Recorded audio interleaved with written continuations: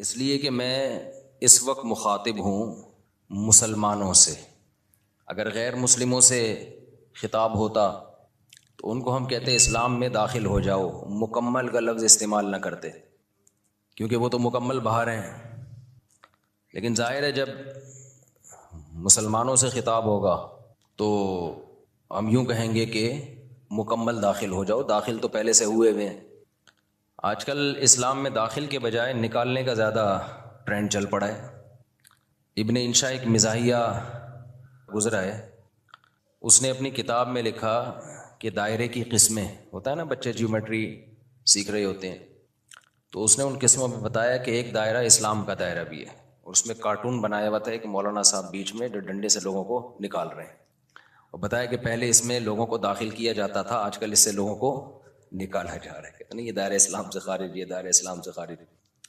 بیان میں بیچ بیچ میں جو چیزیں یاد آتی ہیں تو میں جمعہ اور اتوار کے بیان میں کوشش کرتا ہوں ان کو بھی چلاؤں، کیونکہ واعظ و نصیحت کی مجلس ہے، جو چیز بھی آ جائے پارسل کر دینی چاہیے. جو بھی خیر کی بات، چاہے وہ موضوع سے ہٹ کے بھی کیوں نہ ہو، اس سے کوئی فرق نہیں پڑتا. یہ جو میں مسلمان کا لفظ استعمال کرتا ہوں، بہت سے لوگوں کو اس پہ بھی اعتراض ہے کہ مسلم ہوتا ہے، مسلمان تو نہیں ہوتا. قرآن و سنت میں ہمیں جو لفظ ملتا ہے وہ کیا ملتا ہے؟ مسلم. تو خوب سمجھ لیں، الفاظ کے بکھیڑوں میں پڑھنے کی ضرورت نہیں ہے. مسلم مسلمان، اردو میں مسلمان مسلم ہی کو کہتے ہیں. شاید یہ اس طرح سے وجود میں آیا ہے کہ فارسی میں مسلم مسلمان، جیسے طالب سے طالبان، جمع کا صیغہ جو ہے نا، طالب ایک طالب علم کو کہتے ہیں، طالبان بہت سارے طالب، تشنگان علم کہتے ہیں نا، جمع کا صیغہ ہے یہ فارسی میں. تو اردو میں فارسی بہت ہے، تو مسلم سے شاید مسلمان ہوگا، بہت سے مسلم یعنی مسلمز کو کہا جاتا ہوگا، تو پھر بن گیا مسلمان. تو اس میں کوئی کچھ ٹینشن لینے کا نہیں ہے. جیسے لفظ اللہ کو خدا کہہ دینے سے کوئی ٹینشن کی بات نہیں ہے، کوئی اتنے بڑا مسئلہ نہیں ہے. اللہ کو اللہ بھی کہہ سکتے ہیں، خدا بھی کہہ سکتے ہیں. فارسی میں ہے خدا، گاڈ بھی کہہ سکتے ہیں انگلش میں. عمل میں مسلمان بالکل زیرو ہوتا جا رہا ہے، الفاظوں کے بکھیڑوں میں پڑا ہوا ہے. تو بار بار میں بات کہتا ہوں، فرقہ واریت ناموں کو دیکھ کے کہا جاتا ہے مختلف فرقے، ناموں کو ختم کرو. تو ناموں کو ختم کرنے میں ایک نیا فرقہ بنا لیتے ہیں. تو کسی بھی کوئی بھی چیز کی پہچان کچھ بھی بن جاتی ہے. لوگ اپنی آسانی کے لیے نا، زبان جو ہے نا، زبان لینگویج جسے کہتے ہیں ہم، یہ بالکل نیچرل وے میں وجود میں آتی ہے. اس میں آپ اگر کاٹ چھانٹ شروع کر دیں گے تو بہت بڑی مشکل ہو جائے گی. لوگ جب جس چیز کو جو نام دے دیں تو مان لینا چاہیے اس کو. اب یہ جو میں بار بار بتاتا ہوں، یہ میرا ٹاپک نہیں ہے، 2 منٹ میں بس اس کو سمیٹ کے آگے چلتے ہیں کہ یہ جو دیوبندی، بریلوی، اہل حدیث اور فلانا ڈمکانا، حنفی، شافی، یہ لوگوں کے دیے ہوئے نام ہیں. یہ غیر مسلم کے مقابلے میں نہیں ہے، یہ مسلمانوں کے آپس کے مقابلے میں ہے. اب جب ایک چیز ہوگی تو اس کو نام تو دیا جائے گا نا. مسلم کے مقابلے میں چاہے دیوبندی ہو، بریلوی ہو، شیعہ ہو، اہل حدیث ہو، جو بھی ہو، غیر مسلم کے مقابلے میں ہم سب کیا ہیں؟ مسلم ہیں. لیکن جب مسلمانوں میں مختلف مکتبہ فکر وجود میں آ گئے تو وہ ایک دوسرے سے فرق کیسے کریں گے؟ مسلم غیر مسلم سے کریں گے. اگر مسلم غیر مسلم سے کریں گے اس کا مطلب آپ دوسرے کو غیر مسلم مان رہے ہو. تو جب مختلف مکاتب فکر وجود میں آ گئے تو ان کا ایک دوسرے سے فرق کرنے کے لیے اسلام کے علاوہ کوئی اور نام دینا پڑے گا. ایک آسان سی مثال دے دیتا ہوں. ہندوستان میں فرقے نہیں تھے تو کچھ لوگ تیجا چالیسواں کرتے تھے، کچھ تیجا چالیسواں نہیں کرتے تھے. اب لوگوں نے تو فرق کرنا ہے نا، تو لوگوں نے اپنی آسانی کے لیے نام دے دیا کہ یار جو نہیں کرتے ان کا تعلق زیادہ تر دیوبند کے مدرسے سے ہے، تو لوگوں نے ان کو ہائی لائٹ کر دیا کس نام سے؟ دیوبندی کے نام سے. یہ پبلک کا دیا ہوا نام ہے. اور جو تیجے 40 میں کرتے تھے وہ ایک مکتبہ فکر تھا، ان کے پاس ان کے اپنے دلائل تھے، ان سے چاہے ہم متفق ہوں یا نہ ہوں لیکن انہوں نے کچھ بنائے دلائل، ان کی رائے تھی. تو جب وہ لوگ بڑی تعداد میں آ گئے اور وہ ربیع الاول میں یہ سب کچھ کرنے لگے جو وہ کرتے ہیں، تو ایک مکتبہ فکر تھا تو لوگوں نے اس کا نام کیا کر دیا؟ کیونکہ ان کا تعلق زیادہ تر بریلی سے تھا تو لوگوں نے خود کیا کہنا شروع کر دیا؟ بھئی یہ بریلوی ہے. اب اگر آپ کہیں ہم سب مسلم ہیں تو اس کا مطلب یہ ہوا کہ جو تیجے 40 میں نہیں کر رہے وہ بریلویوں سے فرق کے لیے لوگ ان کو نام دے مسلم. اس کا مطلب خود بخود مان لیا کہ جو تیجے کر رہے ہیں وہ غیر مسلم ہیں. اس سے فرقہ واریت کم ہوگی یا بڑھے گی؟ وہ کہے گا یار ہمیں تم نے غیر مسلم بنا دیا. تو مسلمانوں کے آپس میں جب ڈفرینس ہوگا نا تو اس میں فرق کے لیے یہی نام دیے جائیں گے. اب جو لوگ کہتے ہیں میں نہ دیوبندی، نہ بریلوی، نہ اہل حدیث، نہ فلانا، نہ ڈمکانا، تو ہم ان سے کہتے ہیں پھر آپ کا نظریہ کیا ہے؟ آپ کی سوچ کیا ہے؟ تو جو آپ کی سوچ ہے تو وہ سوچ کے لوگ تو پہلے سے پائے جاتے ہیں. تو وہی تو ہو گیا, نام آپ نے وہ نہیں رکھا لیکن وہ سوچ آپ کی پائی جاتی ہے. اور جب آپ اپنے آپ کو کہیں گے مسلم مسلم مسلم, تو یہ غیر مسلم سے فرق کے لیے تو مسلم کہا جائے گا, لیکن آپس میں فرق کے لیے اگر مسلم کہہ رہے ہیں اٹ مینس دوسرا کیا ہے, آپ اس کو غیر مسلم مان رہے ہیں. اور آسان کر دیتا ہوں پھر یہ چلتا ہوں آگے. یہ بہت زیادہ فرقے آج کل یہ لفظ بہت زیادہ چلایا جا رہا ہے, اس کے نام پہ فرقے کم نہیں ہو رہے, بنائے جا رہے ہیں, فیکٹریاں لگا دی ہیں فرقے بنانے کی. اب بہت سے لوگ کہتے ہیں ہمارا کوئی فرقہ نہیں ہے, حالانکہ اسلام میں سب سے پہلے 2 بڑے فرقے وجود میں آئے ہیں. یہ تو بعد کے ہیں نا, کسی نے بریلویت کا نام دے دیا, نام بعد میں آئے ہیں. یہ جو سوچ تھی وہ تو بہتوں کی ہمیشہ سے رہی ہے, جو نظریے تھے سب سے پہلے جو وجود میں آئے, جو آج تک قائم ہیں, ان کی بات کر رہا ہوں. وہ شیعہ اور سنی وجود میں آئے ہیں. شیعہ حضرات کا جو بیسک دعویٰ ہے پنج تن پاک, اہل بیت کو اور حضرت علی کو, دیگر اصحاب رسول پہ فضیلت دینا, ان کے اپنے اصول ہیں, وہ ان اصولوں پر عمل پیرا ہیں. وہ 2 نمازیں ہمیشہ اکٹھی پڑھتے ہیں, وہ 3 طلاق کو ایک بھی نہیں مانتے, کچھ ایک مانتے ہیں کچھ ایک بھی نہیں مانتے. حضرت عمر رضی اللہ تعالیٰ عنہ کے فیصلوں کو بالکل لفٹ نہیں کراتے, تبھی وہ متع کو بھی جائز سمجھتے ہیں. ان میں بڑے فرق تھے ان کے اندر اور سنیوں کے اندر. ان کا عقیدہ بھائی 11 امام ہے, 12 امام ہے, وہ امام کو بھی بہت زیادہ امام کو درجہ دیتے ہیں وہ. تو جو یہ عقیدوں کے حامل نہیں تھے, جن کا یہ عقیدہ تھا نہیں بھائی قرآن حدیث اور صحابہ خلفائے راشدین کو بھی ویلیو دینی ہے, تمام صحابہ کو ماننا ہے, ہر نماز اپنے ٹائم پہ پڑھنی ہے. سفر میں تو اختلاف ہے اہل سنت والجماعت میں آپس میں, لیکن جب حضر میں ہوں گے تو ہر نماز اپنے ٹائم پہ ہوگی. متع حلال نہیں ہے, 3 طلاقیں 3 ہوتی ہیں. تو جن کا یہ کانسیپٹ تھا ان کو کیا کہا جانے لگا, اہل سنت والجماعت. حالانکہ آپ کہتے نہیں ہم فرقوں میں نہیں پڑھیں گے, یہ مسلم ہیں, اس کا مطلب آپ نے ان کو کیا مان لیا, غیر مسلم. اگلا قبول کر لیتا اس نعرے کو, وہ کہتا ہے بھائی ہم وہ تو کہہ رہے ہیں ہم تو مسلم ہیں, وہ تھوڑی آپ اس کو 100 دفعہ غیر مسلم کہیں, اگلا ایکسیپٹ کرنے کے لیے تیار نہیں ہے. تو علماء نے کیا کیا بھائی, ٹینشن سے بچنے کے لیے کہ بھائی 2 مکاتب فکر ہیں, ایک کو اہل سنت والجماعت کہا جاتا ہے اور ایک کو شیعہ کہا جاتا ہے. پھر اہل سنت والجماعت کو شارٹ فارم میں سنی کہا جانے لگا. میں نے کہا نا زبان جو ہے وہ پرواہ نہیں کرتی ہے, زبان آٹومیٹیکلی وجود میں آتی ہے. لوگ جس چیز میں آسانی دیکھتے ہیں اس کو خود وضع کرتے ہیں. جو زبان کے الفاظ ہیں ان کو وضع کسی ادارے میں نہیں کیا جاتا, وہ آٹومیٹیکلی لوگوں کی زبان پہ. ابھی آج کے نا پروگرام تو بڑھ گیا, چل رہا ہے نا مارکیٹ میں, اب یہ کسی نے بیٹھ کے بنایا ہے, اب ہر جگہ یہ وڑ گیا کا لفظ. اب اصل وڑ گیا کہ جو بھی مطلب ہوں, اصل وڑ گیا. مجھے کل کسی نے کہا یہ وڑ گیا بہت برا لفظ ہے, اس کا تو یہ مطلب ہے, اس کا تو وہ مطلب ہے, یہ وڑ گیا کا لفظ. میں نے کہا جو بھی مطلب ہے ابھی یہ نہیں ہے, ابھی وہ مطلب ہے جو مارکیٹ میں چل رہا ہے. وڑ گیا کا مطلب بیڑا غرق ہو گیا پروگرام کا. اچھا چھالیاں بھی آ گئی, میم سے بہت آ رہی ہیں, پروگرام تو بڑھ گیا. میں شہد لینے گیا تو میں چٹان کے اوپر چڑھا ہوا تھا نا, بہت ہائٹ پہ, ایک یعنی 1000 فٹ بلندی پہ شہد کے لیے میں بلوچستان کے پہاڑ پہ چڑھا. شہد کا چھتا میں نے کہا اپنے ہاتھوں سے کاٹوں گا میں, شوق ہے ہمیں اس طرح کی حرکتوں کا. اب بہت اوپر ہم چڑھ گئے, پھسلنے کا خطرہ تھا, دھڑام سے نیچے آتا. تو جب چھتا کاٹ رہا تھا میں نے کہا ایسا نہ ہو کہ پروگرام تو اڑ نہ جائے کہیں, پاؤں پھسلے اور پروگرام لوگ کہیں پروگرام تو اڑ گیا, کیونکہ ویڈیو بھی بن رہی تھی. تو اب آپ لوگوں کو سمجھاؤ نہیں وڑ گیا ایکچولی بہت اس کے برے معنی ہیں اور فلانا ہے. او بھائی کسی کا ذہن اس برے معنی کی طرف نہیں جا رہا. تو زبان بالکل نیچرل وے میں وجود میں آتی ہے اور اس کو جیسی ہے ویسے ہی رہنے دینا چاہیے, اس کو چینج نہیں کیا جا سکتا. تو اب بالکل ایسا ہی ہے کہ جو اہل سنت والجماعت تھے, شارٹ میں لوگوں نے ان کو کیا کہنا شروع کر دیا, سنی. اب آپ یہ کہیں میرا کوئی فرقہ نہیں ہے, میں کسی فرقے کو نہیں مانتا, میں صرف مسلمان ہوں. تو لوگ آپ سے پوچھیں گے کہ بھائی آپ شیعہ ہو یا سنی ہو, وہ کہ میں شیعہ سنی کو نہیں مانتا, میں مسلم ہوں. میں کیا ہوں, خالص مسلم. تو اگلا پوچھے گا نا کہ آپ کے عقیدے کیا ہیں, آپ حضرت علی کو دیگر صحابہ پہ فضیلت دیتے ہو, آپ متع کو جائز سمجھتے ہو, وہ کہیں نہیں. اسے کہا جائے آپ ہر وقت 2 نمازیں اکٹھے کرنے کے قائل ہو, ظہر ہمیشہ جیسے شیعہ لوگ پڑھتے ہیں, وہ کہے گا نہیں. تو اسی کو تو سنی کہا جاتا ہے جو یہ کام نہیں کرتے. آپ سب صحابہ کو مانتے ہو, ہاں جی مانتا ہوں, تو یہی تو سنی ہے, انہی کو تو سنی کہتے ہیں. کہ نہیں میں سنی نہیں, میں مسلم ہوں. تو بھائی جو عقیدے آپ کے ہیں ان شارٹ اس کو سنی کہا جاتا ہے. تو اس میں کیا تکلف ہے, منہ سے پھوٹ دو کہ میں سنی ہوں, مان رہے ہو انہی عقیدوں کو. تو اسی کے تو لوگوں نے آسانی کے لیے ان شارٹ کیا کہنا شروع کر دیا, سنی کہنا شروع کر دیا.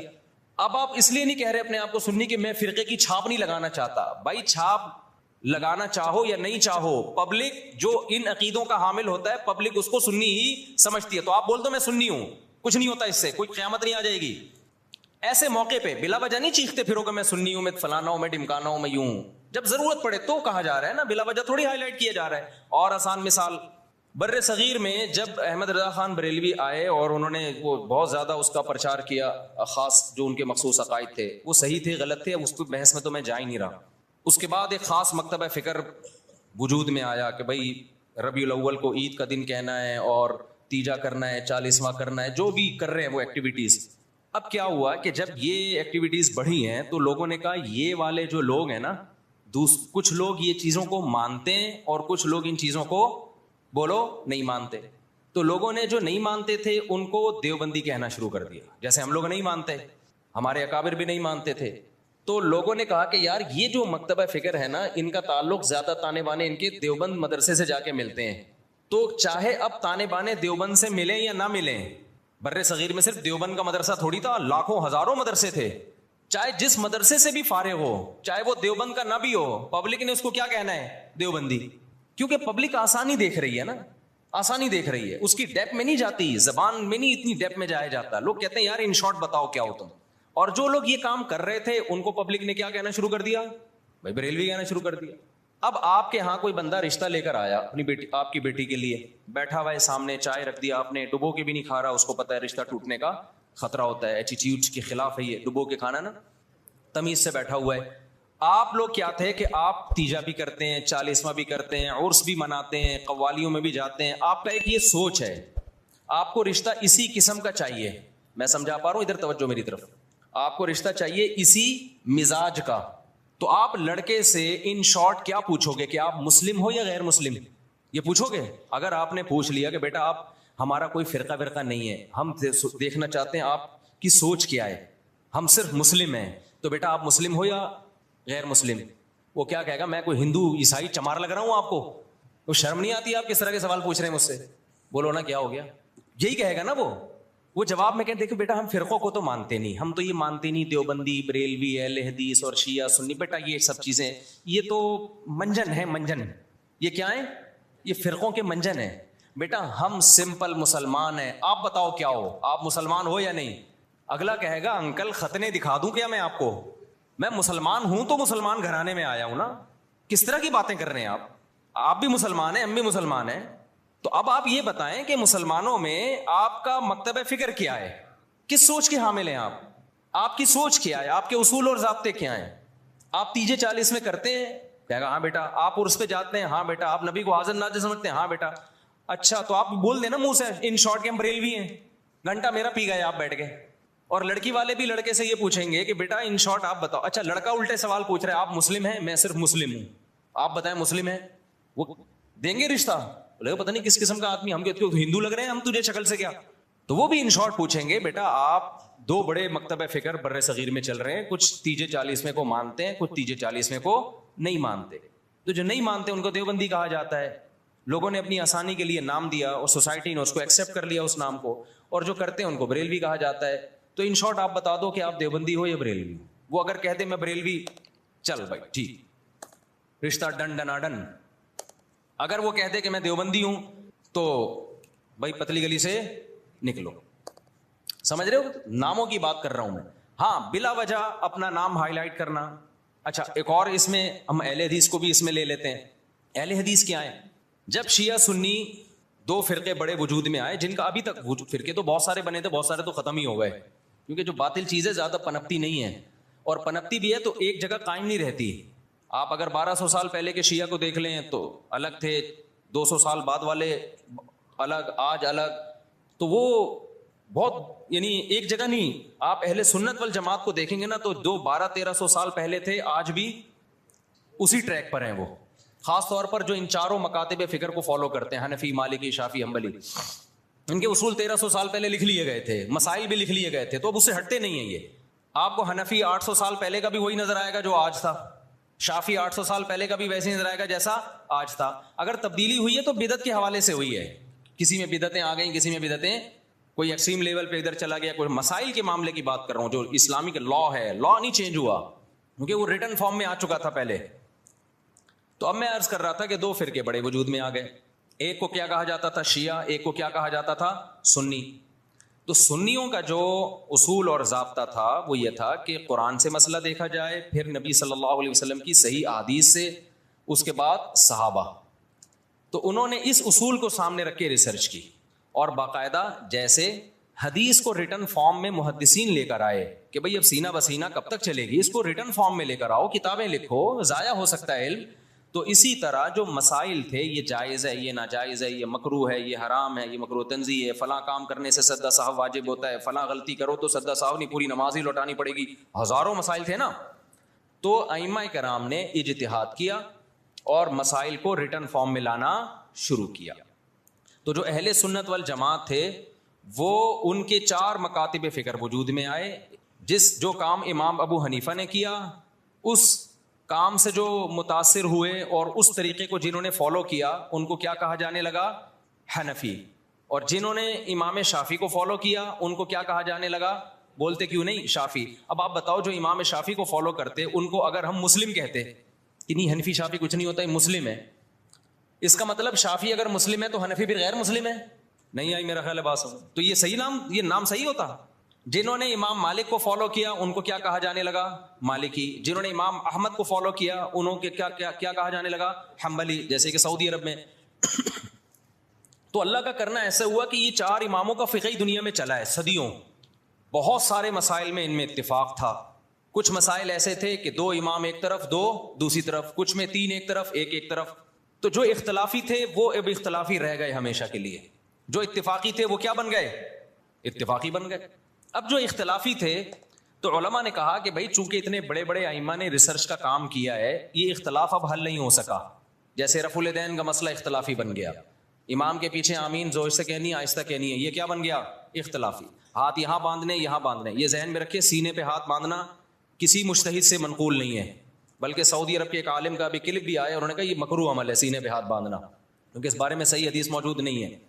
تو اگر میں کہتا نا ہندوستان کے کسی عالم کا تو لوگ کہتے ہیں نہیں یہ تو مانتے ہی نہیں حدیثوں کو، حالانکہ غلط بات ہے، کیوں نہیں مانتے بھائی؟ لیکن سعودیہ کے تبھی آپ نے ائمہ حرمین کو بھی دیکھا ہوگا سینے پہ ہاتھ نہیں باندھتے، وہ بھی نیچے ہاتھ باندھتے. تو 4 اماموں میں کسی کے ناف کے اوپر ہے، کسی کے ناف کے تھوڑا سا اوپر، کسی کا ناف کے بالکل اوپر.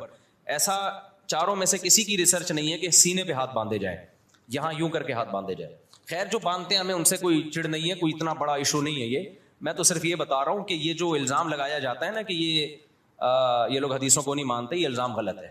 کیونکہ حدیثوں میں ہوتا نا تو یہ 4 اتنے بڑے بڑے مجتہدین جن کو پوری امت نے، جو تابعین تبع تابعین کے دور کے لوگ تھے، ان کو تو حدیثیں زیادہ پہنچی تھیں اور حدیث کی سند کی تحقیق یہ زیادہ اچھے طریقے سے کر سکتے تھے، یہ قائل ہوتے اس کے. تو ابن خزیمہ کی جو روایت ہے سینے پہ ہاتھ باندھنے والی، وہ صحیح روایت نہیں ہے. مصیبت آج کل یہ ہے کہ آپ کا جو مذہب ہوتا ہے آپ وہ حدیث کو لازمی صحیح کہنا ہے، مارکیٹ میں جو چل رہا ہے، اور جو مخالف کی دلیل ہے وہ لازمی کیا ہے؟ پہلی نظر میں ہی ضعیف ہے. یہ چل رہا ہے مارکیٹ میں. خیر، تو ان 4 اماموں میں جب اختلاف کچھ باقی رہ گیا تو امت کے بڑے بڑے علماء نے فتویٰ دیا کہ بھائی اب یہ اختلاف ختم کرنا ممکن بولو نہیں، کیونکہ صحابہ میں یہ اختلاف تھا، کوئی یہاں ہاتھ باندھتا، کوئی ہاتھ چھوڑ کے نماز پڑھتا. صحابہ میں صحیح حدیث سے ثابت ہے ایک صحابی ہاتھ چھوڑ کے نماز پڑھتے تھے، اور یہ بھی ثابت ہے صحیح سند سے کہ مدینہ والے ہاتھ چھوڑ کے نماز پڑھتے تھے. تو امام مالک نے کہا کہ بھئی مدینہ والے جب ہاتھ چھوڑ کے نماز پڑھ رہے ہیں تو نبی کی آخری نماز تو انہوں نے دیکھی ہے، تو میں ہاتھ چھوڑ کے نماز کے قائل ہوں. ٹھیک ہے، ہاتھ باندھنے والی حدیثیں ہیں لیکن وہ پرانے زمانے کی ہیں. مدینہ کس کو فالو کر رہا ہے؟ نبی کے آخری عمل کو فالو کر رہا ہے، تو میں ہاتھ چھوڑ کے نماز. تبھی مالکیہ پوری دنیا میں جہاں بھی ہیں کیسے نماز پڑھتے ہیں؟ بولتے کیوں نہیں؟ ہاتھ چھوڑ کے. اب کبھی ہمیں ہاتھ چھوڑا ہوا بندہ نظر آ جائے نماز پڑھ رہا ہے تو ہمیں اشکال ہوتا ہے یار ساری دنیا تو ہاتھ باندھ کے نماز پڑھ رہی ہے، یہ کیوں چھوڑ رہا ہے؟ تو ہم بجائے اس کے کہ بولیں یہ مسلم ہے یا میں مسلم ہوں، تو کیا مطلب وہ غیر مسلم ہندو ہے وہ؟ تو ان شارٹ ہم کیا کہتے ہیں؟ یہ فقہ مالکیہ کو فالو کرتے ہیں. یہ کیا کرتے ہیں بھائی؟ یعنی مالکی ہیں. یہ کیا مطلب؟ یہ امام مالک کی جو تحقیق ہے اس کو زیادہ اس پر اعتماد کرتے ہیں. حدیثوں میں تو سب کچھ ملے گا آپ کو، جب سب کچھ ملے گا تو کسی نے ایک حدیث کو ترجیح دی، دوسری میں تعویل کی، کسی نے دوسری کو ترجیح دی، اس والی حدیث میں تعویل کی. میں سمجھا پا رہا ہوں اپنی بات؟ اور یار بہت سے نئے لوگ آ جاتے ہیں تو پرانی مثال دوبارہ ریپیٹ کر دیتا ہوں تاکہ یہ ٹاپک منجی ٹھک جائے، اس ٹاپک کی کمپلیٹ ہو جائے، پروگرام بڑے نہیں. دیکھو نبی صلی اللہ علیہ وسلم نے بنو قریظہ کی طرف، بخاری مسلم کی حدیث ہے، ایک لشکر کو روانہ کیا. خوب غور سے سننا تاکہ یہ فرقواریت کے نام پہ جو گند پھیلایا جا رہا ہے نا معاشرے میں، پہلے فرقواریت پھیلائی جا رہی تھی لیکن صاف پتہ چلتا تھا یہ فرقہ پرست ہے. اب لیبل لگایا جا رہا ہے اتحاد امت کا، لیبل چینج کر دیا لیکن فرقواریت پہلے سے زیادہ پھیلائی جا رہی ہے، لیبل چینج ہو رہا ہے اب خالی، یعنی اس طریقے سے پھیلائی جا رہی ہے کہ سانپ بھی مر جائے اور لاٹھی بھی نہ ٹوٹے۔ تو دیکھو نبی صلی اللہ علیہ وسلم نے بنو قریظہ کی طرف لشکر روانہ کیا، صحابہ کرام کا توجہ ہے نا آپ کی میری طرف، جب لشکر روانہ کیا تو آپ صلی اللہ علیہ وسلم نے صحابہ سے فرمایا کہ تم میں سے کوئی عصر کی نماز اس وقت تک نہ پڑھے جب تک بنو قریظہ نہ پہنچ جائے۔ اب صحابہ کے پاس اس سے زیادہ صحیح حدیث کوئی ہو سکتی تھی؟ اس کی تو کوئی سند بھی نہیں ہے، ڈائریکٹ سن رہے ہیں نبی کے زبان اقدس سے۔ جتنے بھی صحابہ تھے نبی نے سب کو کہا عصر کی نماز جب تک بنو قریظہ نہ پہنچ جاؤ تمہیں پڑھنے کی اجازت، جملہ کمپلیٹ کریں، نہیں ہے۔ اللہ کی قدرت کے جب راستے میں وہ گئے ہیں تو نماز قضا ہونے لگی، دیر ہو گئی ان کو مقام تک پہنچنے میں۔ اب صحابہ پریشان ہو گئے، بھائی اب پڑھیں گے نہیں پڑھے؟ بعض حضرات نے کہا بھائی نبی کا آرڈر ہے نہیں پڑھنی، قضا کریں گے نماز، کیونکہ ہم تو نبی کے حکم کے محتاج ہیں، ہم پڑھتے کیوں تھے؟ نبی نے حکم دیا تھا نا، تو جب نبی نے چھوڑنے کا حکم دیا ہے تو چھوڑیں گے ہم۔ دوسرے صحابہ نے کہا کہ نہیں بھائی، نبی کا مطلب یہ تھوڑی تھا کہ قضا کر دو۔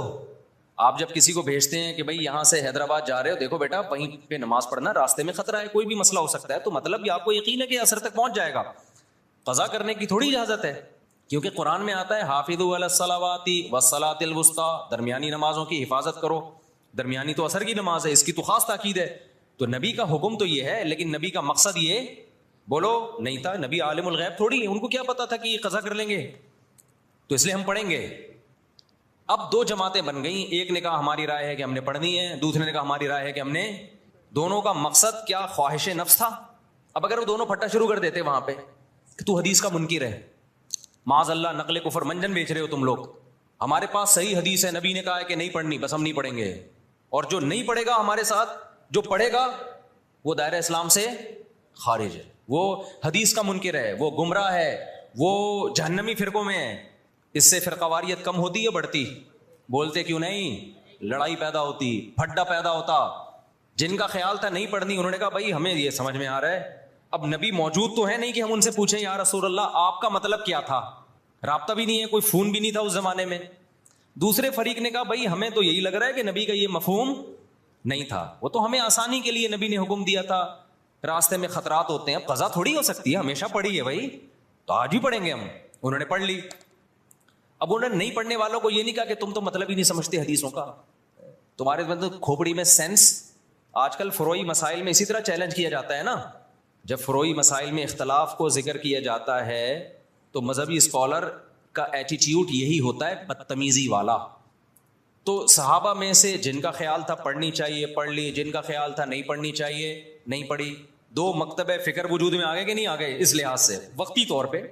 اچھا دونوں نے ایک دوسرے کے پیچھے نمازیں بھی نہیں پڑھی، یہ بھی ذہن میں رکھیں۔ جب وہ پڑھ رہے تھے تو انہوں نے ان کی اقتدا نہیں کی ہے، ان کا خیال تھا یہ غلطی پر ہے۔ جب ایک جماعت نماز پڑھ رہی تھی تو دوسرے نے یہ ان کے پیچھے نماز نہیں پڑھی، کیونکہ ان کا خیال یہ تھا بھائی نبی کا مقصد، نبی نے حکم دیا نہیں پڑھنی ہے تو ہم کیسے پڑھ لیں؟ تو وہاں کسی نے فتویٰ نہیں لگایا کہ یہ دونوں ایک دوسرے کے پیچھے نمازیں ہی نہیں پڑھتے، یہ تو ویسے ہی کیا ہیں، گمراہ ہیں۔ بھائی کیسے پڑھے؟ ان کی رائے یہ کہ یہ ٹھیک نہیں کر رہے، اس لیے نہیں پڑھی انہوں نے نماز۔ تو میری اگر رائے یہ ہے کہ یہ والا مکتبہ فکر سنت کے مطابق نماز نہیں پڑھتا، یا ایسے نماز پڑھتا ہے کہ میری رائے کے مطابق وہ شرائط ہی نماز کی پوری نہیں ہوتی، تو میں نہیں پڑھوں گا۔ آپ مجھے کیوں گن پوائنٹ پہ مجبور کر رہے ہیں کہ پڑھو اس کے پیچھے آپ، فرقواریت کو ختم کرنے کے لیے؟ اس سے فرقواریت تھوڑی ختم ہوگی۔ فرقواریت کیسے ختم ہوگی؟ جو صحابہ کا ایٹیٹیوڈ تھا، جس نے پڑھنی ہے پڑھ لے، نہیں پڑھنی ہے نہیں پڑھے۔ کسی نے گن رکھ کے دوسرے کو نہ پڑھوانے کی کوشش کی اور نہ چھڑوانے کی کوشش کی۔ میں سمجھا پا رہا ہوں، خدا کی قسم قدر کر لو ان باتوں کی، قدر کر لو ان باتوں کی۔ یہ جو آج کل نئے نئے اسکالر جراثیم پیدا کر رہے ہیں نا، یہ بہت خطرناک جراثیم ہیں، ان سے تم گمراہ ہو جاؤ گے۔ پھر کیا ہوا؟ جب یہ فریق نبی کی خدمت میں پہنچائے واپس، نبی کو اطلاع دی گئی کہ ایک نے ایسا کیا دوسرے نے ایسا کیا، نبی نے کسی کو ملامت بولو نہیں کی۔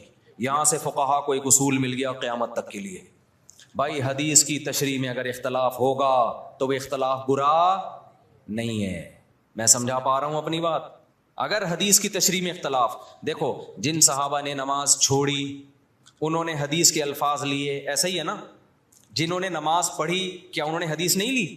انہوں نے لی، انہوں نے حدیث میں تعویل کی، انہوں نے کہا حدیث کا یہ مطلب نہیں ہے۔ کیوں نہیں ہے بھائی یہ مطلب؟ کیوں نہیں ہے؟ اس لیے کہ قرآن کہہ رہے ہیں اثر کی حفاظت کرنی ہے، تو قرآن کا بھی تو حکم ہے نا، اس کو بھی تو فالو کرنا ہے۔ اب اگر کوئی ہمارے سامنے حدیث کا ریفرنس پیش کرتا ہے اور ہمارے خلاف جاتا ہے، ہم کہتے ہیں حدیث کا یہ مطلب نہیں ہے، تو 2-2 فٹ توے پر اچھلنے شروع کر دیتا ہے وہ کہ دیکھو نبی کی حدیث آئی، بجائے سینے سے لگانے کے فوراً کہہ رہے ہیں حدیث کا یہ مطلب نہیں ہے، یعنی یہ بتائیں گے ہمیں کیا مطلب ہے۔ اور بھائی ہم جو مطلب دوسرا بتا رہے ہیں وہ اس لیے بتا رہے ہیں کہ اس کے مقابلے میں دیگر دلائل کو بھی تو دیکھو، قرآن کو بھی تو دیکھو، حدیث متواتر کو بھی تو دیکھو۔ اس لیے ابن قیم رحمہ اللہ تعالیٰ نے ان صحابہ کی رائے کو زیادہ ترجیح دی ہے جنہوں نے نماز پڑھی ہے۔ انہوں نے کہا انہوں نے کیا کیا ہے کہ حدیث کا ایسا مفہوم بیان کیا کہ وہ حدیث دیگر حدیثوں سے اور قرآن کی آیتوں سے میچ کر گئی ہے، وہ زیادہ ان کا مذہب ثواب سے سواد والا ثواب یعنی درستگی کے زیادہ قریب تھا۔ تو یہی امام حنیفہ کا اصول ہے کہ جب بھی کوئی حدیث آتی ہے چاہے صحیح حدیث ہو، وہ قرآن اور احادیث مشہورہ متواترہ پہ پیش کرتے ہیں، اگر اس کے موافق ہے تو ٹھیک ہے، نہیں ہے تو اس میں تعویل کر دیتے ہیں۔ تو یہ اس حدیث سے ہمیں زندگی بھر کے لیے ایک اصول پتہ چل گیا، بھائی قرآن و سنت میں اگر نیت اللہ رسول کی ماننی ہے، دائیں بائیں جانا مقصد نہیں ہے، اپنی خواہشات کی پیروی مقصود نہیں ہے، تو پھر اگر حدیث کی تشریح میں اختلاف ہوگا تو وہ اختلاف برا نہیں ہے، اور اس کی بیس پہ نہ انسان جہنم میں جاتا ہے بلکہ اس کی بیس پہ ہوتا کیا ہے، نبی کا حکم صحیح حدیث موجود ہے، اذا اجتہد المجتہد، جب کوئی اجتہاد کرتا ہے، مجتہد عام آدمی نہیں، مجتہد اجتہاد کرتا ہے، فإن اخطأ فلہ اجر، غلطی کرے گا پھر بھی اجر ملے گا، وإن اصاب فلہ اجران، درست نتیجے تک پہنچے گا 2 اجر ملیں گے اس کو۔ ہم کہتے ہیں دونوں صحابہ میں سے ایک نے صحیح کیا دوسرے نے غلط کیا، لیکن جس نے غلط بھی کیا نیت ٹھیک تھی ان کی، ان کو یہی سمجھ میں آیا تو غلط کے باوجود ان کو اجر ملا، اور جنہوں نے صحیح کیا تو ان کو کتنے اجر ملے؟ بولو 2 اجر ملے۔ لیکن اتنی بات ثابت ہو گئی کہ نہ انہوں نے ان پہ طعنہ تشنیع طنز کیا نہ انہوں نے ان پہ طنز کیا۔ اب ہوا یہ کہ چاروں اماموں نے جب اجتہاد کیا تو اس کے نتیجے میں بھی یہی ہوا ہے کہ بہت سے مسائل میں آپس میں کیا ہو گیا؟ اتفاق۔ مثال کے طور پر اس مسئلے میں اتفاق ہو گیا کہ حالت اقامت میں حضر میں 5 نمازیں اپنے ٹائم پہ پڑھی جائیں گی، 2 نمازیں اکٹھی نہیں کی جائیں گی۔ سفر میں 3 امام اس کے قائل ہوئے کہ 2 اکٹھی کی جائیں گی، امام صاحب نے کہا کی جائیں گی مگر کس طریقے سے؟ قضا کر کے نہیں، بلکہ ظہر کو آپ عصر کے قریب لے کے جائیں گے، پھر پڑھیں گے، پھر عصر کو مقدم کریں گے۔ انہوں نے حدیثوں میں یہ مفہوم کیوں بیان کیا؟ وہی اصول تھا ان کا، بھائی پہلے کس پہ پیش کرو؟ قرآن پہ۔ تو قرآن تو ہر نماز سفر ہو یا حضر اپنے ٹائم پہ پڑھنے کا حکم دے رہا ہے آپ کو، تو انہوں نے کہا اس طریقے سے جمع کی جائیں گی۔ اب کیا ہوا؟ اسی طرح صدقہ فطر میں اختلاف ہوا۔ امام ابو حنیفہ نے کہا حدیث میں آتا ہے کہ آٹا دے دو کسی غریب کو، تو اگر کوئی پیسے دے دے تو بھی ٹھیک ہے، مقصد تو پورا ہو گیا۔ تینوں اماموں نے کہا نہیں بھائی مقصد نہیں، حدیث میں جب آٹا ہے تو ہم کیا دیں گے؟ آٹا ہی دیں گے۔ لہذا آپ نے سعودی عرب میں دیکھا ہوگا جب وہ عید کے دن فطرانہ دیتے ہیں تو آٹے کی تھیلیاں لے کر آتے ہیں عیدگاہ میں، دیکھا ہوگا نا جو لوگ سعودی عرب میں رہے ہیں۔ ہمارے یہاں ڈائریکٹ پیسے جمع کرا دیتے ہیں، ایسا ہی ہے کہ نہیں ہے؟ اب کیا ہوا؟ امام شافعی کی رائے ہوئی کہ بھئی ہاتھ یہاں باندھے جائیں، امام حنیفہ کی رائے ہوئی ہاتھ یہاں باندھے جائیں، امام مالک کی رائے ہوئی کہ ہاتھ چھوڑ دیے جائیں۔ تو یہ سب چیزیں حدیثوں میں ہمیں ملتی ہیں۔ امام شافعی کی رائے رکوع میں جاؤ تو ہاتھ اٹھا کے نماز پڑھو، رفع الیدین کرو۔ امام حنیفہ کی رائے ہوئی عبداللہ بن مسعود کی صحیح حدیث ہے کہ بھئی صرف تکبیر تحریمہ میں کرو، اس کے علاوہ نہیں کرو، اور اس نماز کو عبداللہ بن مسعود نے نبی کی نماز قرار دیا۔ تو امام صاحب نے دلائل کے تانے بانے ملائے، انہوں نے کہا میری نظر میں یہ آخری نماز ہے نبی کی، اس پہ قرائن ہے ان کے پاس، بہت مضبوط قرائن ہے۔ اب جب یہ مکاتب فکر بن گئے تو جس نے امام شافعی کو فالو کیا وہ رفع الیدین کر رہا ہے، جس نے امام حنیفہ کو فالو کیا وہ نہیں کر رہا۔ اب اس میں یہ کہنا کہ وہ حدیث کو مانتا ہے وہ حدیث کا منکر ہے، یہ ہے جہالت، اٹ از کالڈ، یہ اس کا مطلب ہے آپ کو ایک ادھر کے دلائل معلوم ہے ادھر کے معلوم نہیں ہے، یہ آپ کی کھوپڑی میں آ نہیں رہے، اپنی جہالت کو دوسروں پہ آپ تھوپ رہے ہیں۔ سمجھتے نہیں ہے نا بات؟ امام صاحب کا جو مذہب ہے رفع الیدین نہ کرنے میں بہت مضبوط مذہب ہے۔ امام ترمذی امام بخاری کے شاگرد لکھتے ہیں کہ زیادہ تر صحابہ رفع الیدین نہیں کرتے تھے، اس پہ میں کئی دفعہ پیش کر چکا ہوں حوالے، لیکن ابھی یہ ٹاپک نہیں ہے رفع الیدین، ایسا نہ ہو میرا پورا بیان وہ رفع الیدین کا کلپ نکال کے آگ لگا دیں اس میں۔ دونوں طرف دلائل ہیں۔ تو امت نے کیا کیا؟ انہوں نے کہا یہ کام اب ہو چکا ہے، فقہ مرتب ہو گیا، اب جو جس کو فالو کرے۔ زیادہ تر ہوا یہ کہ جو مکاتب فکر کے لوگ جس علاقے میں اسلام لے کر گئے تو غیر مسلم آٹومیٹیکلی اسی فقہ میں داخل ہو گئے۔ اب چونکہ ہندوستان میں جو اسلام آیا تو کوفہ اور بصرہ سے آیا ہے، کوفہ بصرہ میں عبداللہ بن مسعود اور علی کے شاگرد رضی اللہ ان کے زیادہ شاگرد تھے، وہ اسلامی خلافت کا ذریعہ تھا، تو وہاں سے اسلام دنیا بھر میں پھیلا، پورا ہندوستان، تو وہ نمازیں بھی وہی والی آ گئیں ساری، بغیر رفع الیدین والی، تراویحیں 20 رکعتیں آ گئیں، سمجھ رہے ہو؟ ازبکستان میں بھی وہی، ایران میں بھی، افغانستان میں بھی، بنگلہ دیش میں بھی، تو میجورٹی جو تھی وہ وداؤٹ رفع الیدین نماز پڑھنے لگی، اور چونکہ یہ امام حنیفہ کی رائے تھی تو اس مکتبہ فکر کو کیا کہا جانے لگا؟ بولو حنفی. اب اگر اس کو ہم مسلم کہتے، اس کا مطلب جو رفع الیدین کرنے والے ہیں وہ کیا ہیں؟ غیر مسلم. تو یہ کوئی عقل کی بات ہوتی؟ یہ میں اس لیے کہہ رہا ہوں، لوگ کہتے ہیں نا ہم نہ حنفی نہ شافی، ہم تو صرف مسلم ہیں. ابے تو پاگل ہے، تو منجن بیچ رہا ہے.